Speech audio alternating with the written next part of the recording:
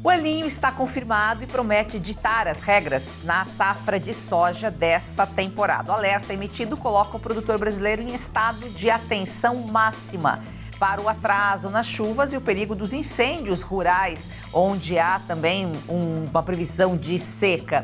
Como esse cenário climático vai mexer com os preços e com o seu bolso? Saiba tudo no programa de hoje. Assista agora A Força do Agro com Joyce Maffezoli. Maria Clara Sasaki, porta-voz da Tempo. Que é um prazer recebê-la, Maria Clara. Olá, muito obrigada, Joyce. É um prazer estar aqui. Muito obrigada pelo convite, né? Num momento tão importante aí da meteorologia, esse início, né, de El Niño que está chamando muita atenção de todo mundo, já casando aí com o início do inverno, né, Joyce? É isso mesmo, está na boca do povo, todo mundo querendo saber o que esse El Niño promete para esse ano, né? A Administração Nacional Oceânica e Atmosférica, que tem aí as siglas NOAA, indicou que o aquecimento das águas do Oceano Pacífico Equatorial poderão influenciar o clima global nos próximos meses. Projeções apontam que o El Niño deve atuar em toda a safra brasileira de soja de 2026 e 2027, com riscos de atraso de chuvas e aumento de incêndios. Maria Clara, por que o aquecimento das águas do Oceano Pacífico Equatorial tem tanta influência sobre o clima brasileiro? Olha, a gente tem uma influência justamente porque esse aquecimento mexe com a atmosfera. Essa anomalia, né, de temperatura positiva acaba dando mais energia para a atmosfera, muda a direção dos ventos, muda o padrão de circulação dos ventos, e aí uma região que acostuma ter chuvas mais frequentes na época do verão tem atraso de chuvas. Regiões como a região sul do Brasil são muito impactadas porque as correntes de umidade vindas da região norte do Brasil acabam potencializando as chuvas ali na região sul do país.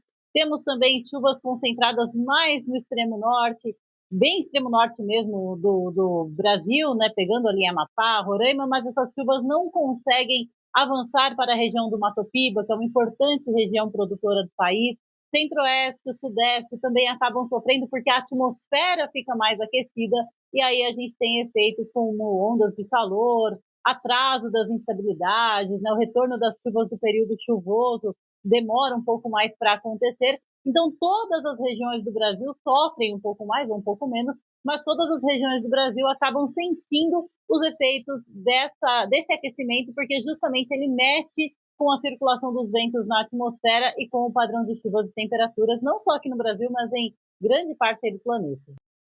Uma pergunta, assim, bem de leigo. A gente está falando de um aquecimento e, no entanto, a gente está sentindo um pouquinho mais de frio esse ano. Acho que parece que está mais frio que o ano passado, pelo menos nesse começo. Está começando o inverno agora e antes do inverno já a gente tem sentindo um pouco mais de frio.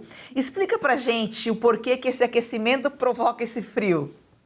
Na verdade, a gente tem o posicionamento nesse momento da corrente de jato, né, um pouco mais ao norte. Então, não tanto na região sul do Brasil, mas chegando aqui na região sudeste. Isso acaba potencializando o avanço das frentes frias e das massas de ar frio que acompanham estes sistemas. Então, esse posicionamento das correntes de jato, né, que são ventos no alto da atmosfera, acabam, né, deixando aí uma condição, vamos dizer, livre para que essas massas de ar frio acabem atuando um pouco mais ao norte, então chegando a São Paulo, Rio de Janeiro, metade sul de Minas Gerais, Mato Grosso do Sul. E isso acaba acontecendo agora neste início de inverno, né? Deve ser o padrão aí do início de inverno, mas a tendência é que conforme os meses forem passando, essa condição já mude. Aí a gente deve ter um recuo aí dessas correntes de jato, elas devem se posicionar em áreas mais ao sul, e podemos ter aí o frio, né, voltando ou se concentrando mais para o extremo sul e pouco avançando aqui para o sudeste e centro-oeste. Mas lembrando, né, Joyce, que a gente está caminhando para o inverno, então é normal que a gente tenha temperaturas baixas aqui na metade sul do país. Na verdade, anormal seria que não tivéssemos, né, o frio. Se estivesse quente, aí era muito preocupante, mas é normal que a gente tenha temperaturas mais baixas nessa época do ano, e ondas de frio um pouco mais significativas ainda podem acontecer ao longo dos próximos meses, até agosto, setembro, mesmo que a temperatura já começa a subir um pouco mais lá para agosto, as ondas de frio ainda podem avançar para a metade sul do país. Então, pegando São Paulo, Mato Grosso do Sul, até com episódios de friagem entre Mato Grosso, Rondônia e Acre também. Maria Clara, o Instituto lhe aponta uma chance de 37% de formação de um super El Niño. O que isso significaria na prática? Na verdade, as projeções mais atualizadas já indicam uma condição de 60% de chance. E academicamente falando, né, no mundo da meteorologia, o termo super El Niño, ele não existe. É um termo usado aí mais pelo pessoal da mídia, mais pelo pessoal que trabalha com notícias para tentar potencializar a intensidade deste fenômeno. Mas academicamente falando, a gente classifica, né, o El Niño até como El Niño muito forte, então El Niño de forte intensidade, que são quando as anomalias das águas do Oceano Pacífico Equatorial chegam a mais de 2 graus, né, ou seja, 2 graus acima da média. E as projeções mais atuais já indicam que há 60% de chance para que essas anomalias atinjam, né, esse patamar já no decorrer aí da primavera-verão. Então já é uma condição de um El Niño muito intenso atuando, né, uma anomalia muito positiva, águas muito aquecidas na região do Oceano Pacífico. E o que traz de preocupação, né, são os efeitos deste fenômeno. A gente deve manter o monitoramento para condições de chuvas extremas na região sul do Brasil, seca entre o norte e o nordeste, ondas de calor. Isso acontece com qualquer evento de El Niño, tá, Joyce? Essa é a característica do fenômeno El Niño. Agora, o que traz aí de preocupação para a população é justamente essa intensidade do fenômeno, que pode trazer consequências intensas, mas acaba dependendo também de outros fatores da atmosfera para que esses fenômenos, né, essas consequências venham realmente de forte intensidade. Na prática mesmo, a gente só vai ter temperaturas mais elevadas e aí a gente tem que monitorar as condições dia a dia, mês a mês, para saber como que a atmosfera vai responder a essas anomalias, a essa anomalia muito elevada de temperaturas no oceano.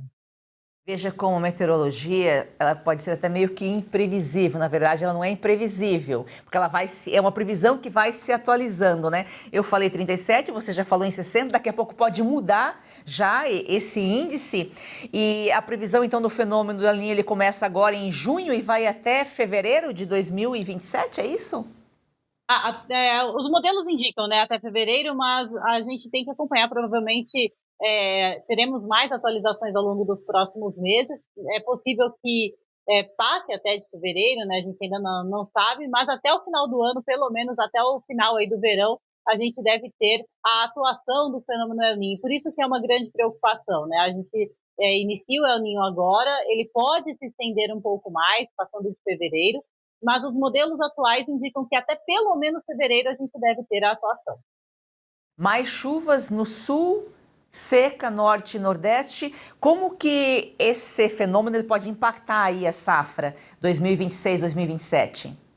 Olha, já começando, né, pelas culturas de inverno, então pensando cevada, trigo, são culturas que no momento da colheita, por exemplo, deveriam ter uma condição de tempo mais firme, são culturas muito suscetíveis à umidade e a gente deve ter aumento de chuvas na região sul do país. E isso pode impactar já essas culturas de inverno no momento da colheita, trazendo uma condição de muita umidade na hora do momento, né, que seria ideal para a colheita. Isso acaba atrasando atividades de campo, os grãos ficam muito encharcados, pode ter aquela condição de soja ardida, né, quando a gente tem muita umidade nos grãos de soja. Podemos ter até uma condição também para que essa soja germine em campo antes de ser colhida, né?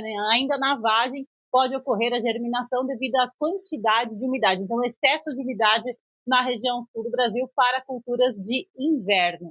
Agora, pensando no momento de semeadura, aqui entre o Sudeste, o Centro-Oeste, até mesmo a região do Mato Piba, principalmente Sudeste e Centro-Oeste, lá para setembro a gente pode ter alguma chuva que traz uma condição para início de semeadura das culturas de verão, mas essa umidade pode não ser suficiente, porque depois de setembro a gente pode ter um recuo dessas instabilidades e chuvas mais irregulares, havendo a necessidade de replantio dessas culturas, né, que iniciaram aí o plantio em setembro. Então essa é uma grande preocupação para a região central do Brasil. E seca nas áreas do Mato Piba. A região do Mato Piba pode sofrer aí com estiagem, com falta de chuva. Então as culturas que se iniciam ali no Mato Piba no período agora dos próximos meses podem sofrer com a falta de chuva durante, né, um período de desenvolvimento, de floração. Então é um período bastante crítico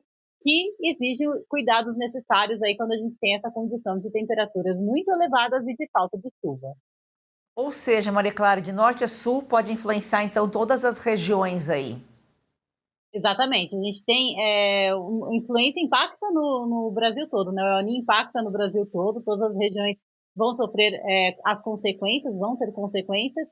Além disso, né, além desse potencial de faltas de chuva, a gente ainda tem o risco de queimadas no interior do Brasil, que também afeta áreas produtoras. A gente tem uma condição de solo muito seco e essa preocupação de queimadas que pode muitas vezes atingir áreas das fazendas, atingir uma região que está com uma vegetação mais seca e aí trazer problemas também. Então impacta, o El Niño é uma condição que impacta e que deve impactar aí ao longo do próximo ano todas as regiões do Brasil, todas as áreas produtoras.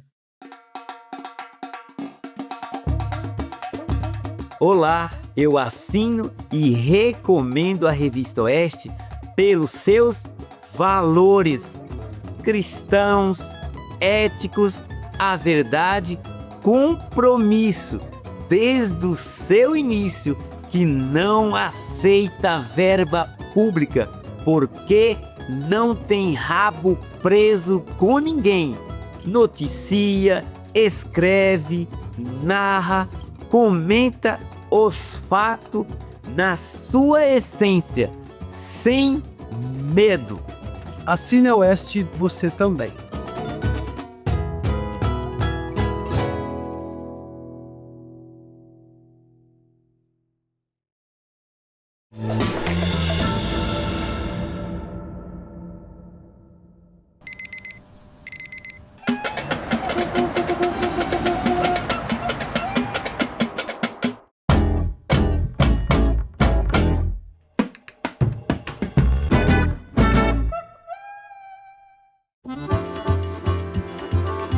Que Brasil é esse que está surgindo diante dos nossos olhos? O país vai para frente quando quem trabalha Tem a liberdade de produzir e investir no seu próprio futuro. Sem a ajuda do governo e sem atalhos. É isso que ensino a minha filha. É assim que o Brasil avança. É isso que move a Oeste. Quando paramos de simplesmente repetir o que dizem E começamos a entender a realidade. A informação deixa de confundir e passa a esclarecer. Falar a verdade não é uma escolha, é um dever. essa é uma bandeira da Oeste. é esse o Brasil que eu quero. Com uma imprensa livre. E com um governo que interfere minimamente na vida dos cidadãos. E cobre menos impostos. Um país liderado por gente que defende a Constituição. E respeita os três poderes: legislativo, executivo e judiciário. Cada um com a sua função, independente entre si. Esse Brasil é majoritário entre os que vivem aqui. Esse é o Brasil em que a Oeste acredita. Esse é o país que a Oeste está ajudando a construir. Esse é o meu Brasil. Esse é o meu Brasil. Esse é o meu Brasil. Esse é o meu Brasil. Assine. Faça parte desse Brasil. Faça parte da Oeste.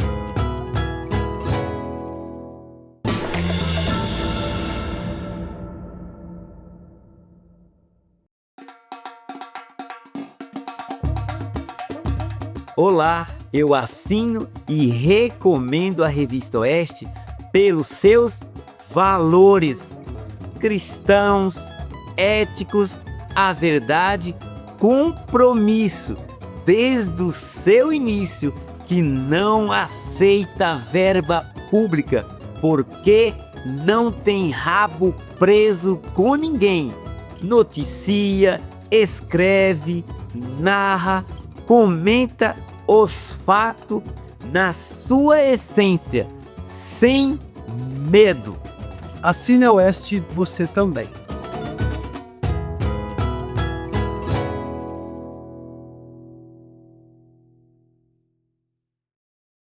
E o produtor rural é um fenômeno que ele vai ter que enfrentar, não tem muito o que fazer, né? Não tem como atrasar o plantio, antecipar a colheita, porque às vezes o grão não está pronto, o produto não está pronto. É um risco, o produtor rural é uma profissão de risco. Exatamente, é uma profissão de risco e é isso. Tem a janela certa, né, para iniciar o plantio, não pode iniciar antes. Tem que tomar cuidado também com essas primeiras chuvas, porque elas podem trazer uma falsa sensação de que o período já vai se estabelecer, né, o período chuvoso já vai se estabelecer com as primeiras chuvas, mas às vezes não. Ter aquele cuidado de correr o risco, né, de plantar no pó, vai plantar no pó, não vai plantar no pó. Então, ter essa avaliação, né, fazer essa avaliação e ter sempre o suporte ali de um especialista, de uma consultoria especializada, para trazer um pouco mais de segurança, né, na hora de decidir essas atividades que vão ser tomadas, essas medidas que vão ser tomadas, tanto no finalzinho ali da safra, como no início de uma nova safra. Então, tem que tomar esses cuidados e é muito importante o monitoramento. O monitoramento já é importante normalmente, né, Joyce? Em períodos normais, o monitoramento já é muito importante. Agora, em períodos onde você pode ter a influência de um fenômeno El Niño de forte intensidade, aí o monitoramento se torna ainda mais importante, né? Algo extremamente necessário para a agricultura no país. Provavelmente vai influenciar na produtividade aí no campo. A consequência vai surgir no próximo ano, nos preços aí no supermercado para o consumidor, porque a consequência sempre chega. Agora, o El Niño ele pode afetar, inclusive, as pastagens, afetar a pecuária? Pode também, Joyce. As pastagens sofrem muito, né, com falta de chuva. É necessário, né, que áreas de grama, de pastagem, tenham muita umidade no solo. E áreas do centro-oeste, do sudeste, região do Mato Piba, devem ter baixos índices de umidade do solo ao longo dos próximos meses, já ganhando intensidade a partir de setembro, principalmente. E aí a gente volta naquela questão do risco de queimadas. Quando a gente tem uma área muito afetada por queimadas, aquele solo fica fragilizado, é um solo que fica mais pobre. Até tem, né, da composição ali do material resíduo das queimadas, mas é um solo que fica muito seco e você tem uma dificuldade de reidratar aquele solo para inserir pastagens. Então, é uma cultura que realmente tem que se tomar cuidado também, tem que ter o monitoramento dessas áreas de pastagens, não só pelas pastagens, né, mas também o cuidado com o gado, né? Se a gente pensar numa região que está sofrendo com queimadas, a gente tem que ter o manejo desse gado para que ele não fique nessa área que está sofrendo com queimadas. Então, tudo isso gera custos, tudo isso gera tempo de planejamento e cuidados muito necessários. Veja só, excesso de chuvas de um lado, seca de outro, alta umidade, baixa umidade, tudo influencia, inclusive na pastagem, inclusive na pecuária. Não tem para onde correr realmente, são os fenômenos da natureza que acontecem, não tem o que fazer aí para evitar. E realmente, como a gente colocou aqui, ser produtor rural no Brasil é uma profissão de risco. Agora, Maria Clara, há risco de o El Niño afetar os reservatórios de água e a geração de energia no país? Sim, podemos ter esse risco também, Joyce, porque a gente já está numa condição de baixos índices dos reservatórios, né? A gente caminhando aí para o período mais seco do ano, com valores muito baixos, pensando nos grandes reservatórios, né? Sudeste, Centro-Oeste, região norte do Brasil. Os reservatórios da região sul não serão tão afetados porque a chuva vai ser em excesso por lá. Na verdade, a gente pode ter até o transbordamento do nível dos reservatórios na região sul do país. Agora, pensando sudeste, centro-oeste, interior ali do Brasil, a condição é de pouca chuva e a gente tem também outro fator, né? Não só o fator meteorológico, não só o fator de falta de chuva, mas a gente tem um aumento na demanda quando as temperaturas estão muito elevadas, porque exige mais refrigeração. E pensando em energia, a gente tem também um aumento dessa energia, né? Dessa energia necessária para abastecer a população em caso de ondas de calor muito severas, em caso de falta de abastecimento. Então, a gente exige mais bombas, né, funcionando para trazer uma condição de abastecimento para a população. Então, sim, afeta, é uma preocupação, o nível dos reservatórios já está baixo e não devemos ter uma recuperação significativa até o início do período chuvoso. É uma situação bastante preocupante e que pode se tornar mais agravante, né, mais preocupante ainda, conforme o inverno for avançando, né? Por enquanto, a gente ainda está com uma condição de temperaturas mais baixas, amenas aqui no centro-oeste, no sudeste e centro-oeste, não temos uma exigência tão grande de energia elétrica e de abastecimento muito severo, mas conforme o inverno for terminando e for se aproximando da primavera, essa condição vai mudando, porque a temperatura vai ficando mais elevada novamente, vai tendo uma necessidade de irrigação maior nas lavouras. Então, tudo isso é um impacto com relação aos reservatórios que a gente tem que tomar cuidado, tem que monitorar e ver como é que vai evoluindo, né, a condição de chuva ao longo dos próximos meses.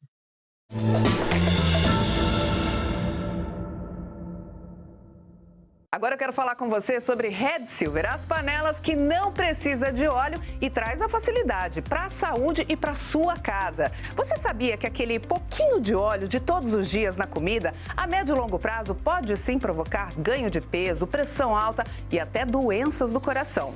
Mas com Red Silver você cozinha sem óleo e nada gruda. Dá uma olhadinha nas imagens. As panelas Red Silver são a solução para o seu dia a dia, porque fazem todo tipo de comida de uma forma mais saudável e sem usar nenhum tipo de óleo. Revestida com material antiaderente, ultra resistente que não gruda, promove um deslizar dos alimentos e não solta resíduos. São sofisticadas, leves, fortes e possuem um design elegante. A combinação perfeita para a sua cozinha. Acho que deu para você entender a qualidade da Red Silver, né? Então aproveite, porque hoje tem desconto especial de até 64%. Vou te contar todos os detalhes, mas antes eu quero te dizer que as nossas panelas têm alta tecnologia e vai em todos os tipos de fogões. No fogão a gás, para reter mais calor, te ajuda inclusive a economizar. Aí detalhe, se você quiser pode até colocar na máquina de lavar louça, viu? E a Red Silver é a única empresa no Brasil que ainda te oferece 30 dias de garantia. Você recebe, experimenta, não gostou? 100% do seu dinheiro de volta.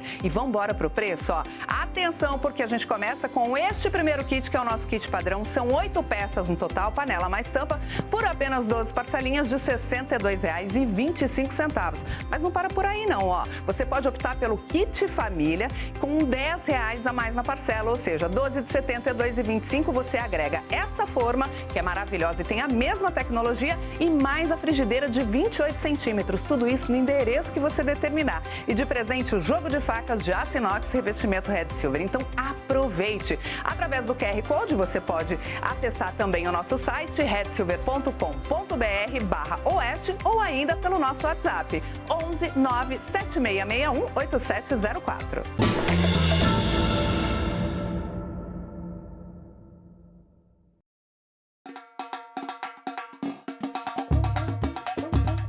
Eu assino a Oeste porque, para mim, o jornalismo precisa ter profissionais imparciais como vemos na Oeste.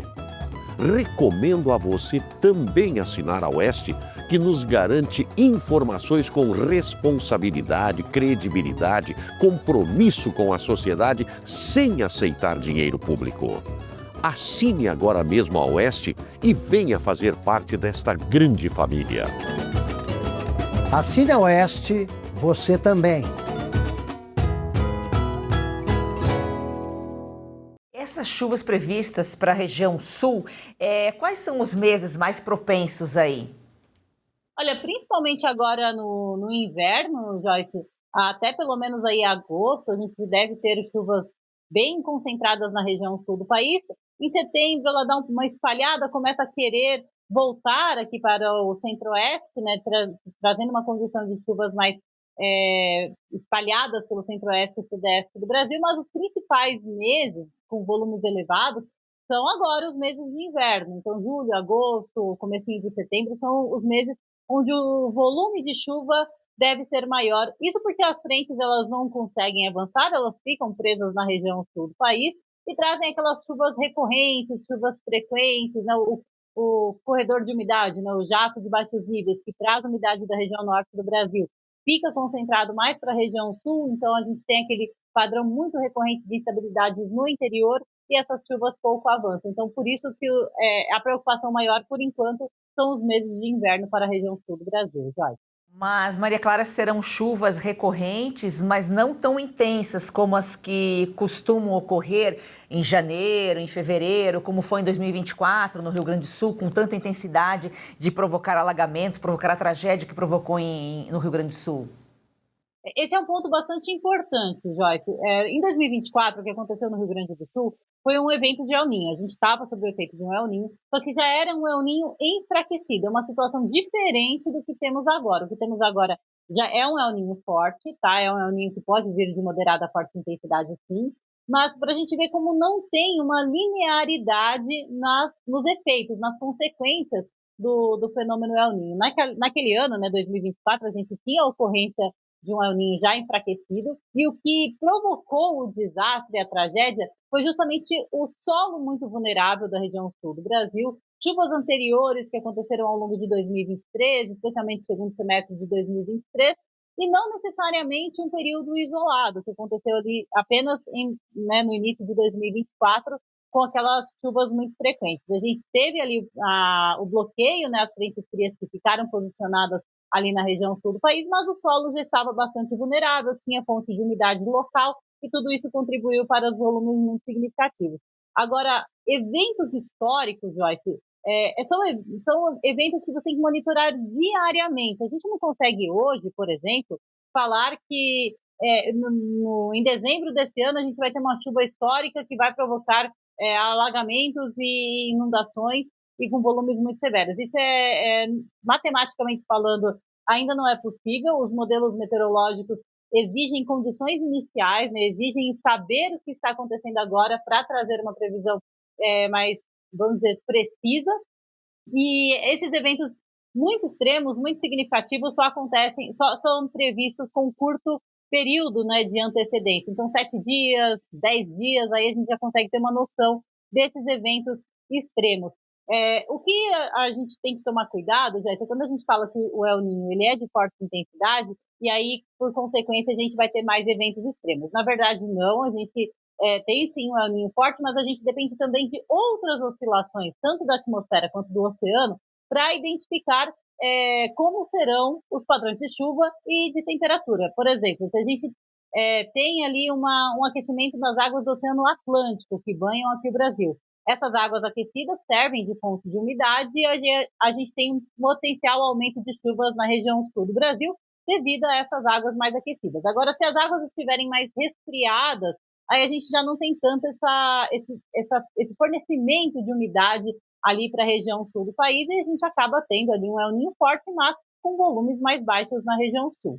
Agora, se a gente tem, por exemplo, a oscilação Madden Julian funcionando, que traz uma condição de chuvas mais significativas para o Nordeste, isso também pode impactar no efeito do El Niño, que apesar de ser um El Niño forte, tem uma condição favorável de chuva local, né, uma condição a gente fala que era uma condição de menor duração, né, de escala, porque ela é mais rápida do que o El Niño dura vários meses, a oscilação dura alguns dias, então ela tem um impacto local que pode trazer uma chuva significativa ali para a região Nordeste se estiver em um período favorável. Então tudo isso tem que ser monitorado para a gente não pensar que o El Niño sozinho é o vilão. Então ele sozinho não é o vilão, ele depende de outras oscilações da atmosfera e do oceano para saber onde vai ficar posicionada a chuva, que chuva que vem com mais intensidade, quando vão surgir as ondas de calor, quais as intensidades das ondas de calor. Então, a atmosfera é como uma grande engrenagem, Joyce. Ela depende muito